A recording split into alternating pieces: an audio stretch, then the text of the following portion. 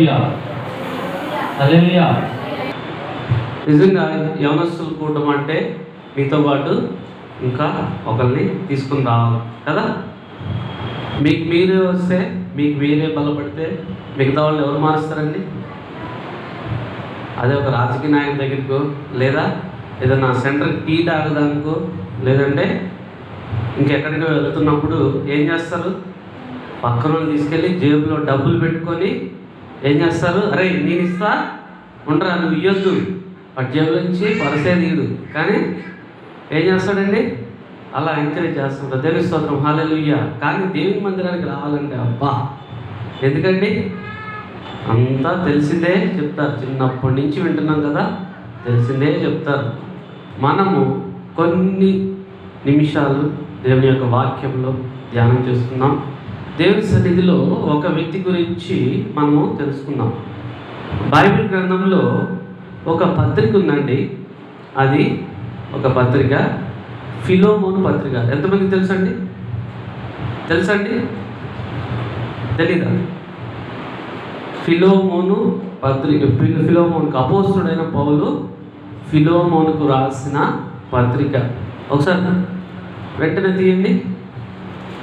దాంట్లో ఎన్ని వచనాలు ఉన్నాయంటే 24 వచనాలు. దొరకలేదండి. Page number 199. ఎప్పుడు మీరు తీసుండరు, ఇది ఒక్క పేజీలో వెళ్ళిపోద్ది అనమాట ఫిలోమోను పత్రిక. మీకు ఈరోజు ఎందుకు చూపిస్తున్నానంటే ఎప్పుడు తీయలేదు కాబట్టి ఈ పేజీ. ఎంతమంది చదివారండి ఫిలోమోను పత్రికలో? ఏదైనా ఎంతమంది చదివారు ఫిలోమోను పత్రిక? ఇప్పుడు కాదండి, అంతకుముందు ఎంతమంది చదివారు? Very good, very good. అయితే మీరే నాకు చెప్పాలి. దీంట్లో ఒక వ్యక్తిని గురించి రాయబడి ఉన్నది. దేవుని స్తోత్రం, హల్లెలూయా. ఒక వ్యక్తిని గురించి రాయబడి ఉన్నది. చదివిన వాళ్ళు చెప్పాలండి. ఇంకా చదివిన వాళ్ళు చెప్పాలి. చదవకపోతే మళ్ళీ ఒకసారి చదువుకుందాం. మొట్టమొదటిసారిగా ఫిలోమోను రాసిన, అపోస్తుడైన పౌలు ఫిలోమోనుకు రాసిన పత్రిక 1వ అధ్యాయము 4, 5, 6, 7 వచనాలు చదువుకుందామండి. ఇక్కడ ఈ యొక్క వాక్య భాగంలో మనము చూసినట్లయితే ఒక వ్యక్తి గురించి అపోస్తుడైన పౌలు ఫిలోమోనుకు రాస్తున్నాడు. ఆ యొక్క పత్రిక రాస్తున్నాడు, ఒక లెటర్ రాస్తున్నాడు. అతని గురించి రాస్తున్నాడు. అతని పేరే ఏంటంటే ఒనేసిము. దేవుని స్తోత్రం, హల్లెలూయా. అందరూ చెప్పండి, ఒనేసిము. అతని పేరు ఒనేసిము. అక్కడ మనం చూసినట్లయితే ఒనేసిము అంటే కింద చూస్తే సహాయకరమైన అని అర్థం. దేవుని స్తోత్రం, హల్లెలూయా. ఈ యొక్క ఒనేసిము యొక్క జీవిత చరిత్ర చూస్తే మనం కంపేర్ చేసుకుంటే పౌలు అతని గురించి చెప్తున్నాడు. అతడు బంధకములలో ఉన్నాడు. చాలా ఒక నిష్ప్రయోజనకరంగా ఉన్నాడు. ఎప్పుడండి? పౌలు దగ్గరికి రాకముందు. నిష్ప్రయోజనం అంటే, ప్రయోజనం అంటే ఏంటండి? చెప్పండి.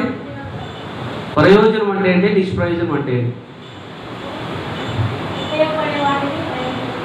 టీచర్ గారు చెప్తున్నారు. ఉపయోగ పడేవారిని ప్రయోజకుడు, ఉపయోగపడని వారిని నిష్ప్రయోజకుడు. ఇక్కడ ఒనేసిము గురించి ఒక గొప్ప సాక్ష్యము అపోస్తుడైన పౌలు చెప్తున్నాడు. ఇంతకు మునుపు ఒనేసిము నిష్ప్రయోజకుడు, పాపములో ఉన్నవాడు, పాప బంధకములతో ఉన్నవాడు. అతని గురించి ఒక సాక్ష్యం చెప్తున్నాడు. ఇప్పుడైతే నీకును నాకును ప్రయోజనకరమైన వాడు. దేవుని స్తోత్రం, హల్లెలూయా. ఇక్కడ ఒకటి చూసుకుందాం. ప్రయోజనకరము, నిష్ప్రయోజనకరం. ప్రయోజనకరం అంటే ఏంటి? నిష్ప్రయోజనకరం ఏంటి? నిష్ప్రయోజనకరం అంటే అరే ఈ పని చేయరా అంటే నేను చేయను, పనికిరాని వాడురా, పనికిరాని వాడు. మన ఇంట్లో కూడా ఏం చేస్తుంటారు, తల్లిదండ్రులు చెప్తూ ఉంటారు, అమ్మాయి పని చేసి పెట్టు, నువ్వు ఎదిగావు, తాడి చెట్టు అంత ఎదిగావు, ఈ పని చేయమంటే నేను చేయను. కానీ ఫుల్ చేసి పెడితే ఏం చేస్తారు? తింటారు కదా. చాలామంది ఇంట్లో అంతే కదా. చెప్పండి, ఒప్పుకోండి. లేదు కదా, అందరూ మంచివాళ్ళే. ప్రయోజనం ఇంట్లో పొద్దున్నే 6 గంటలకు లేచి పనులు చేసుకొని అస్సలు ఇంట్లో తల్లిదండ్రులకి అస్సలు ఇబ్బంది లేకుండా వాళ్ళు లేచే టయానికి మీరే కాఫీలు టిఫిన్లు అందిస్తారు కదా. అందించేవాళ్ళు చేతులు ఎత్తండి, చేతులు ఎత్తండి. అందించేవాళ్ళు ఏంటంటే ఒకరి మొక్కలు ఒకరు చూసుకుంటున్నారు. ఏంటి నిజాలు బయటపడుతున్నాయనా కదా. ప్రయోజనం అంటే ఏంటి, నిష్ప్రయోజనం అంటే ఏంటి? ఒనేసిము తన యొక్క జీవితాన్ని ఏ విధంగా ఉంచుకున్నాడు? తన యొక్క జీవితం ఆ యొక్క పౌలు దగ్గరికి రాకముందు తన యొక్క జీవితం ఏంటి? విచ్చలవిడిగా తిరిగాడు. ఆయన యొక్క జీవితాన్ని మనం ఈరోజు మాట్లాడుతున్నాం. ఆయన యొక్క జీవితము పౌలు దగ్గరికి రాకముందు ప్రయోజనకరంగా లేదు. లోకంతో తిరిగాడు. లోకంలో ఉన్న అన్ని చెడ్డ తలంపులు, చెడ్డ ఆలోచనలు, చెడ్డ పనులు ఎన్ని నిష్ప్రయోజనం. వాడి వల్ల వేస్ట్, సుంట వేస్ట్. ప్రతి ఒక్కరు అంటారు కదా, మాస్టర్లు అంటారు కదా, సుంటరా వాడికి ఏమి రాదురా, వాడి వల్ల ఒక్క పైసా కూడా ఉపయోగం లేదురా. నిజంగా మన జీవితంలో మనం ఆలోచించుకుందాం. మన వల్ల మనకి ప్రయోజనం ఉందా? మన వల్ల మన కుటుంబానికి ప్రయోజనం ఉందా? ప్రయోజనం అంటే ఏంటి? ప్రయోజనం అంటే ఏంటి? ఎలా ప్రయోజకులుగా ఉండాలి? మనము మన తల్లిదండ్రులు చెప్పిన మాట మనం వింటున్నామా? లేదు. మన పెద్దలు స్కూల్లో టీచర్లు చెప్పిన మాట మనం వింటున్నామా? లేదు. కాలేజీలో చెప్పిన మాట వింటున్నామా? లేదు. ఇంకా తల్లిదండ్రులు పెద్దలు చెప్పే మాట వింటున్నామా? మన ఇష్టం అండి. పొద్దున్నే లేచి ఎంతమంది మొబైల్స్ పట్టుకొని చూస్తారండి? చేతులు ఎత్తండి, నిజంగా చెప్పండి. చేతులు ఎత్తితే మళ్ళీ భయం. దేవుని సన్నిధిలో ఒప్పుకోండి. పొద్దున్నే లేచి ఏం చేస్తారంటే ఎక్కడుందో ఎత్తుకుంటారండి ఫోన్, అంతే కదా. నిజంగా చెప్తున్నా. రాత్రి పడుకునే ముందు తల దగ్గర పెట్టుకుంటారు, నిద్రపోయేటప్పుడు ఆ తల దగ్గర కాస్త కాళ్ళ దగ్గర చూసి కాళ్ళతో తన్నేస్తారు కదా. తన్నిన తర్వాత దుప్పట్లో ఎక్కడ పడిందో తెలియదు. పొద్దున్నే లేచి ఎవరి మొహం చూస్తారు? పొద్దున్నే కరెక్ట్గా చెప్పండి, ఎవరి మొహం చూస్తారు? చెప్పండి, ఒప్పుకోండి. ఫోన్ ఎక్కడుందో ఎత్తుక్కుంటారు. అది మీరేం చేస్తారంటే తల దగ్గర ఇక్కడ నిద్రపోయి పట్టేస్తారు, చేతులతో దన్నేస్తారు, కాళ్ళ దగ్గర ఉంటుంది, కాళ్ళతో దన్నేస్తారు. అది ఎక్కడ మంచం కిందో దుప్పటి కిందో పడుతుంది. పొద్దున్నే ఈయన పెద్ద సీఎం అయినట్టుగా లేదా పిఎం అయినట్టుగా పొద్దున్నే లేచి ఎవడు మెసేజ్ పెట్టాడా, ఎంత వరస్ట్ మెసేజ్. ఈ పొద్దున్నే లేచి చూస్తే భయంకరమైన మెసేజ్. వాటిని చూస్తే పొద్దున్నే లేచి ఏంటిని చూడాలండి? అవి ప్రయోజనకరమైన పనుల? ఒకవేళ మీ జీవితంలో చేస్తే అది ప్రయోజనకరమైన పని కాదు.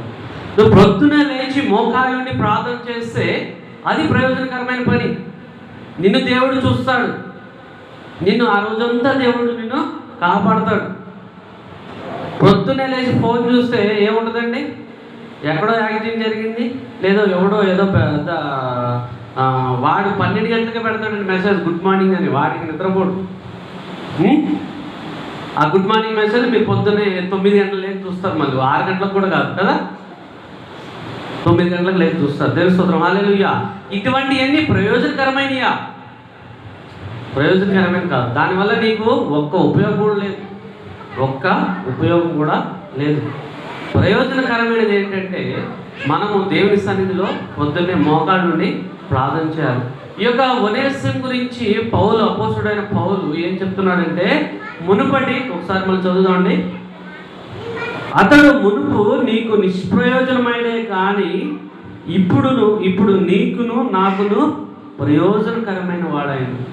ఆ ఒనేసిము జీవితము ఇంకా కొంతమంది చెప్పారనమాట. ఆయన యొక్క భయంకరమైన జీవితం, ఒక యవనస్తుడు, ఆయన యొక్క భయంకరమైన జీవితం జీవించిన వాడు, ఎవరు చెప్పిన మాట వినలేనివాడు, ఎవరితోనూ మాట పడితే వేసేద్దాం రా లేపేద్దాం అన్నా ఇదనమాట. అంత భయంకరమైన పరిస్థితి, తన యొక్క జీవితంలో ఎంతో భయంకరమైన పరిస్థితిలో ఉన్నవాడు. అటువంటి పరిస్థితిలో ఉన్నవాడు ఏంటంటే పౌలు దగ్గరికి వచ్చేటప్పటికి గొప్ప సాక్ష్యాన్ని పొందుతున్నాడు. దేవుని స్తోత్రం, హల్లెలూయా. అటువంటి భయంకరమైన జీవితంలో ఉన్నవాడిని ఈ యొక్క మంచి సాక్ష్యంగా తీసుకుని వచ్చాడు. దేవుని స్తోత్రం, హల్లెలూయా. ఒకవేళ మన ఫోన్ విషయమే కాదండి, చాలా విషయాలు మనకు తెలుసు. నిజంగా నీ విషయం నాకు తెలియదు, నీకు ఇంకెవరికి తెలుసండి? ముగ్గురికి తెలుసు. ముగ్గురు తెలుసు. చెప్పండి, ఎవరికెవరికి చెప్పండి. ముగ్గురికి తెలుసు. మీ మనసులో ఉన్నది ముగ్గురికి తెలుసు. ఎవరికి తెలుసు చెప్పండి, గట్టి చెప్పండి. అంటే మూడో వ్యక్తి ఎవరు అనుకుంటున్నారా? నేను చెప్పునా మీ మనసులో మాట? చెప్పమంటారా? చెప్పనా? చెప్పండి. మీరేమనుకుంటున్నారా? నేను చెప్పనా? ఏంటండి చెప్పమంటే చెప్తాను.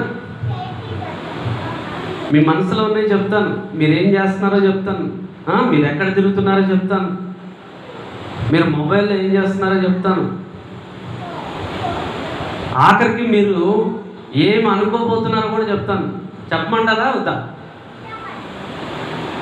ఎవరైనా చెప్పాలంటే చెప్పండి, నేను చెప్తా. ఇప్పుడే నిల్చోబెట్టి చెప్తా. ఎవరికి కావాలో చెప్పండి. సరే, ఇద్దరు పేర్లు చెప్పండి, నా పేరు వదిలేండి. ఎవరికి తెలుసు మీ గురించి? మీ గురించి ఎవరికి తెలుసు? గట్టిగా చెప్పండి. ఇక్కడ ఎవరు లేరు, మనమేగా ఉంది. ఎవరు వినరు. మైక్ తీసేయమంటే మైక్ తీసేస్తాం. చెప్పండి, ఎవరికి తెలుసు చెప్పండి, గట్టిగా చెప్పండి. దేవుడికి తెలుసు, అది అక్కడ దేవుడి మీద వేసేస్తాం. ఓకే, ఇంకా